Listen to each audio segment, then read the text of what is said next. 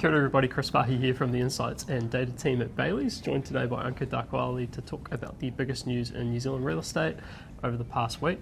Over to you, Ankur. Auckland Airport has released the first images of their new shopping centre complex. Now this is a $200 million shopping centre which is going to have 24,000 square metres of retail and is set to open about 2024. They've named it the Manawa Bay complex to associate with the surrounding mangroves as well, which is quite interesting to have. Yeah, pretty exciting as well. Like nice big outlet centre to get some shopping bargains, get some good brands. So yeah, pretty excited about that. Next up, Precinct Properties, so a major institutional landlord in central Auckland and central Wellington. Office focused, has announced that they're committed to a reduction in carbon footprint. More specifically, they've agreed to the World Green Building Council's net zero carbon buildings commitment. And so what this means for them is that they're targeting a net zero carbon emissions by 2030, and alongside this they'll be specifying a minimum 4-star NABERS rating on their office buildings. And so this is pretty interesting. It's consistent with what we're seeing from a number of the larger institutional investors around New Zealand at the moment who are committing to reducing the carbon footprint of their portfolio. One of the things that we think is pretty important is whether they're doing that through genuine emission reduction or if they're using carbon offsets. So it'll be interesting to see how that shakes out over time. Next up, moving to the South Island, there's a new hotel that's been approved in a Christchurch City hotel site. This is on the corner of Cashel and High Street. And prior to the 2012 earthquake, this was a 14-story Holiday Inn. And new design show this is going to be an office building, which is going to be retail on the ground floor with 3 levels up top. So that's quite interesting to have in the Christchurch area. That's exciting. Yeah, good to see those final sites starting to be cleaned up, which is great. Next up, the Bayleys commercial team released their latest edition of Workplace magazine, and so this magazine features properties for lease around New Zealand. In addition to the lease opportunities, there's some pretty interesting articles, and so we've got an article on the 2-speed office market, which is talking about the divergence between the markets for higher and lower quality office space around New Zealand. We've got Return to the High Street, which is an examination of the national and international retailers which are returning to the CBDs around New Zealand. And then finally we've got Life in the Fast Lane, which is around navigating the super tight industrial leasing markets around New Zealand. Now moving overseas now, Bayleys global partner Knight Frank has released their residential APAC review for the first half of 2022.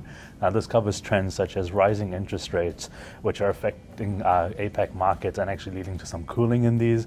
In Australia, you can see that the RBA has increased the cash rates, resulting in low sales over the last quarter, and we're seeing similar trends in New Zealand with lower sales volumes due to higher funding costs and tighter lending criteria from the banks, which is leading to some weaker buyer sentiment right now. Next up, heading over to Saudi Arabia, they have announced the Line, and so this is a giant project that is now in planning. Basically what it is a 170 kilometre long line of buildings, 2 sets of buildings separated by 200 metres, and they're planning that this will accommodate some 9 million people. It's also been designed to be carbon neutral and a car-free environment, so to improve sustainability, and overall pretty interesting. When we were chatting about this before, we thought it might have been a typo at 170 kilometres, but that's legit. It's just ginormous. Yeah, massive stuff. Yeah.